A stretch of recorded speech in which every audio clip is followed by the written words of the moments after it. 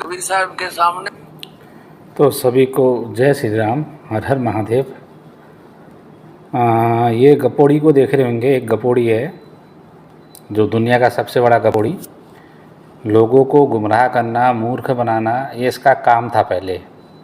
अब वही काम इसके चेले भी कर रहे हैं। भगवान ने इसके कर्मों की सज़ा इसको दे दी। पिछले 10-12 सालों से ये जेल में वो सज़ा काट रहा है अपनी। तो एक ईश्वर की जो परिभाषा बताई है इसने, रामपाल ने, इस पाखंडी ने, वो इस प्रकार से बता रखी है और इतना घमंडी बता रखा है उस ईश्वर को कि इनका ईश्वर बोलता है कि जो मुझको नहीं पूजेगा उसको लूटो खाओ। और एक तरफ तो बोलते हैं कि उसको दुख होता है अगर मेरी संतान को कुछ हुआ तो उसको दुख होता है, बोलता है। ये कबीरा, इनका जो कबीर है, जो काल्पनिक जो ईश्वर है, वो इस प्रकार से मतलब कि इसको दुख होता है अगर किसी आत्मा को दुख हुआ तो रोता है, बोला वो। और वहीं दूसरी जगह बोल रहा है कि इनके परमात्मा ने कहा कि जो मुझको नहीं पूजे उसको लूटो खाओ। सुन लो एक बार, गपोड़ सुनो इसकी।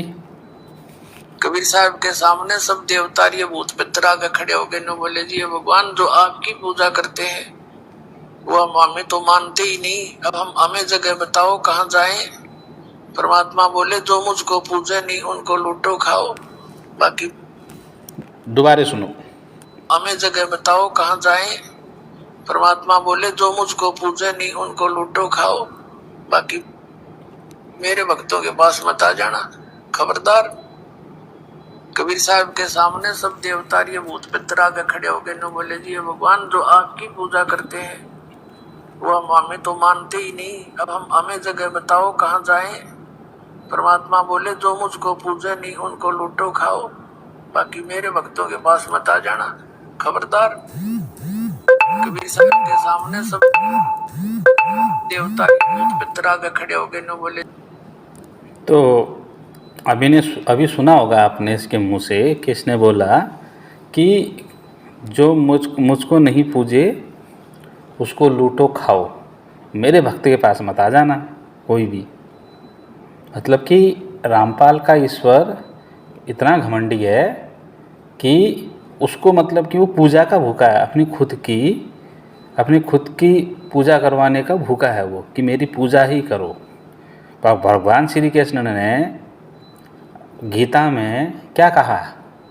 उन्होंने तो ये नहीं कहा कि ना तू मेरी पूजा ही करेगा, जो मेरी पूजा ही करेगा वही सफल होगा। हाँ, भगवान श्री कृष्ण ने तो ये बोला कि तू कर्म कर, बस तू कर्म कर मेरे लिए, वही काफ़ी है, और मेरे को याद रख, बस यही बोला। उन्होंने ये नहीं कहा कि तू मेरी पूजा कर, मेरी भक्ति कर, कि और जो मेरी भक्ति नहीं करेगा उसको मैं लूटो खाओ, कभी कहा नहीं। ईश्वर उसे ही बोलते हैं। तो ये ईश्वर कहाँ से रह गया? ठीक है, एक तो ये हो गया। अब दूसरी वीडियो देखो इसकी।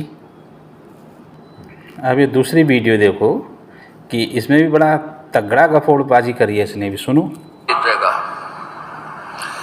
ये गीता जी में कहता है कि मैं अपने अंश अवतार रचता हूँ और फिर उनमें प्रवेश करके सारा काम करता हूँ। इसलिए गीता जी अध्याय नंबर आका यु काल भेजेगा। ये गीता जी में कहता है कि मैं अपने अंश अवतार रचता हूँ और फिर उन। अच्छा, ये कौन से गीता अध्याय या श्लोक में लिख रखा है कि मैं अपने अंश अवतार रचता हूँ? भगवान ने तो सीधे ये कहा कि जब जब धर्म की हानि होगी, अधर्म बढ़ेगा, साधु संतों की रक्षा करने के लिए, हाँ, उनका उद्धार करने के लिए मैं खुद का सृजन करता हूँ। वो तो ऐसा बोला है गीता में। ऐसा किधर लिख रखा है? चलो हम दिखा देते हैं, उस श्लोक तुम्हें दिखा देते हैं। ठीक है, रामपाल के अंध भक्तों के लिए उस श्लोक दिखा देते हैं। ये देखो, गीता अध्याय 4 का 6ठा श्लोक। भगवान कहते हैं कि अज मैं अजन्मा और अविनाशी स्वरूप होते हुए भी तथा संपूर्ण प्राणियों का ईश्वर होते हुए भी अपनी प्रकृति को अधीन करके अपनी योग माया से प्रकट होता हूँ। अब ईश्वर तो संपूर्ण प्राणी के ईश्वर तो ये हो गए, तो कबीर कहाँ से हो गया? अब हाँ, अरे हाँ, रामपाल के ईश्वर तो 3 हैं। ठीक, क्या बोला? अपनी योग माया से प्रकट होता हूँ बोला। 7वें श्लोक में फिर बोला भगवान ने, हे भरतवंशी अर्जुन, जब जब धर्म की हानि और अधर्म की वृद्धि होती है तब तब ही मैं अपने आप को प्रकट करता हूँ, साकार रूप से प्रकट करता हूँ। सृजामी लिखा है, मतलब कि मैं खुद को प्रकट करता हूँ। यहाँ पर कहाँ लिखा है कि मैं अपने अंश अवतार भेजता हूँ और उनमें प्रवेश करता हूँ? यह है इसकी गपोड़बाजी। 8वें में भी देख लो, साधुओं की रक्षा करने के लिए, पाप कर्म करने वालों का विनाश करने के लिए और धर्म की भली भांति स्थापना करने के लिए मैं युगों युगों में प्रकट हुआ करता हूँ। और यहाँ पर भी कहाँ लिखा है कि मैं अपने अंश अवतार भेजता हूँ? अब जो काल है, काल तो चाहता है कि वो लोग पापाचरण करे, हाँ, और दुष्टता करे, और वहाँ पर उनको ये सज़ा क्यों देगा काल? सोचने वाली बात है ना। ठीक, तो देखो कहीं नहीं लिखा है। ठीक है, हे अर्जुन, मेरे जन्म और कर्म दिव्य हैं। इस प्रकार मेरे जन्म और कर्मों को जो मनुष्य तत्व से जान लेता है, अर्थात दृढ़तापूर्वक मान लेता है, वह शरीर का त्याग करके पुनर्जन्म प्राप्त नहीं होता, मुझे ही प्राप्त होता है। मतलब कि जो भगवान श्री कृष्ण को प्राप्त होगा उसका पुनर्जन्म नहीं होगा, साफ साफ अक्षरों में लिख रखा है। पर रामपाल के अंध भगत ये मानते हैं नहीं, क्योंकि जो गुरु है इनका गपोड़ी, उसका जो नमक खा रखा है इन लोगों ने, उसका वो अदा करना है। अब मुझे रामपाल के चेलों का एक चैलेंज है, पूरी गीता में ये लिखा हुआ दिखा दो कि मैं अपने अंश अवतार भेजता हूँ मैं रक्षित। ठीक है, जो अभी तुम्हारा गपोड़ी बाबा बोला उसको सिद्ध करके दिखाओ गीता से कि मैं अपने अंश अवतार भेजता हूँ। ठीक, चलिए आगे बढ़ते हैं। अब एक नौटंकी और दिखाते हैं इनकी हम। ठीक है, जो अभी ये सम्मान कार्यक्रम, इधर उधर कार्यक्रम जो चल रहा है ना, ये सब रामपाल के चेले। देखो, हरे झंडे भी लगाए हैं, लाल झंडे भी लगाए हैं, और ये सब रामपाल के चेले। 2-4 लोग कहीं के होंगे तो होंगे, भीड़ इकट्ठा करके देखो खुद ही अपनी गुरु की जय जयकार कर रहे हैं बीच सड़क में। और दूसरे दिन ये न्यूज़ में क्या डालेंगे, देखो फलाना गांव वाले भी जय जयकार करने लगे। सुनो,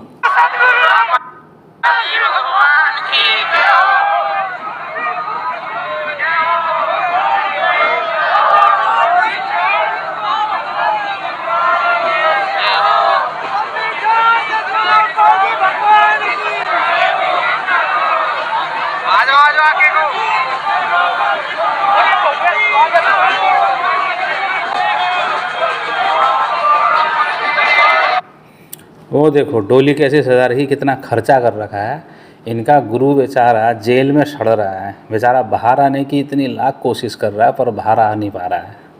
और इनको शर्म नहीं है, बाहर इनकी फ़ोटो के ऊपर मालाएं पहनाई जा रही है, पुष्प वर्षा की जा रही है, लाखों करोड़ों रुपये खर्च किया जा रहा है। ये क्या है? सिंपैथी हासिल करने के लिए। सिंपैथी पर कानून को सब पता है कि सिंपैथी कहाँ पर प्रयोग होती है, कहाँ पर प्रयोग नहीं होती है।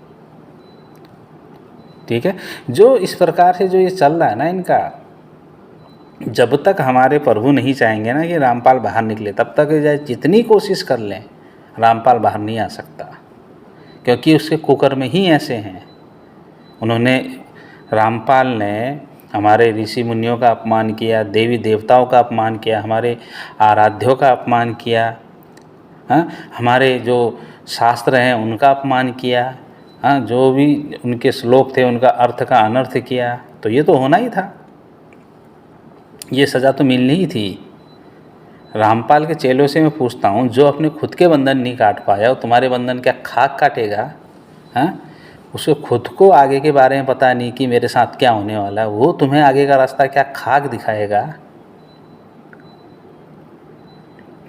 तुम्हारे आश्रम वालों ने तो उसको लीला का वो दे दिया, क्या रूप दे दिया, पर लीला का रूप दे दिया तो अभी जमानत के लिए इतने बार प्रयास क्यों कर रहा है? वो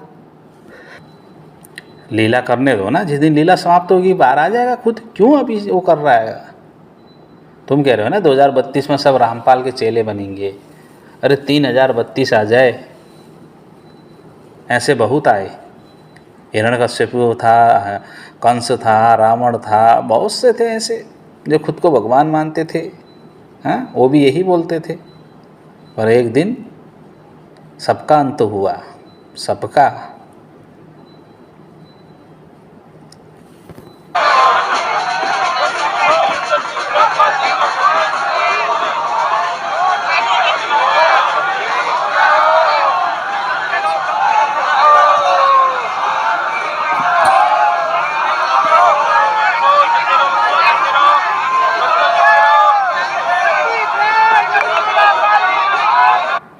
अब मुझे बताओ, इस सड़कों में चिल्लाने की आवश्यकता क्यों है? हैं? वेदों में प्रमाण है, कबीरदास भगवान है, या अलाना फलाना ढिमकाना। हाँ, क्या ज़रूरत है? जो रैली निकाली जा रही, रैली निकालो। हाँ, सड़कों पे ये लोग रैली निकालते हैं या सड़कों पे पुस्तक सेवा करते हैं कभी, तो देखिएगा कि ये चिल्ला चिल्ला के। हाँ, अरे क्या सत्य को प्रमाण की आवश्यकता होती है? ईश्वर को भी प्रमाण की आवश्यकता है कि मैं हूँ। क्यों इतना चिल्लाना पड़ रहा भाई तुम्हें? कुछ लोग कहेंगे कि ब्राह्मणों ने ऐसा करा, झूठ बोला, ब्राह्मणों ने भ्रमित किया या पुराने लोगों ने भ्रमित किया। तो मूर्ख हो, मैं तुमसे कहना चाहूँगा कि लाखों सालों से, जब से सृष्टि बनी तब से, हाँ, कबीरदास को कोई नहीं जानता था। हाँ, आज से 600 साल पहले भी कबीरदास को कोई नहीं जानता था। जब पैदा हुआ उसके बाद जो कबीरदास जी थे, एक संत सूफी के रूप में आए। वो सूफी के गीत गाया करते थे, और जो संत थे मतलब कि अपने अपने तरीके से जितना भी उनके पास विवेक था उस हिसाब से वो करते थे। ठीक है, तो एक तो ये हो गया।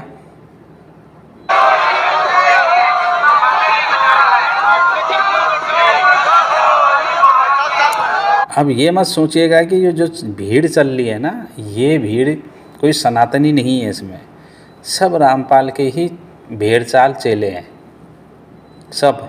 इनको स्पेशली बुलाया जाता है। जब भी अगर कहीं कार्यक्रम होना होता है तो वहाँ भीड़ दिखानी होती है ना, तो इनको बुलाया जाता है। ये एक हफ्ते पहले ही वहाँ पर डेरा डाल के बैठ जाते हैं। कहाँ? आश्रमों में। जब आश्रमों में बैठ, फिर आश्रमों में से इनको बसों में भर भर के ले जाया जाता है, इनका यूज किया जाता है। पर इनको ये पता नहीं कि हमारा यूज किस प्रकार से हो रहा है। कभी वोट के रूप में, कभी रैली के रूप में, नेताओं की रैली में भी इनकी भीड़ दिखाई जाती है। अभी बीच में हुआ था ना, बसें भर भर के ले गए थे ना रैली में, वो किसी नेता की रैली थी। तुम बस भीड़ का एक हिस्सा हो तुम। हाँ, रामपाल का जो आश्रम के जो कोऑर्डिनेटर हैं, जो वहाँ के संचालक हैं ना, उनके लिए सिर्फ तुम एक मोहरा हो, मोहरा, बस, और कुछ नहीं। एक कमाई का जरिया, अपनी मेहनत की कमाई वहाँ डालते हो और सुबह शाम हमारे देवी देवताओं को अपमानित करने का काम करते हो। तो तुम्हें स्वर्ग नरक, स्वर्ग क्या, तुम्हें तो नरक भी हासिल नहीं होगा।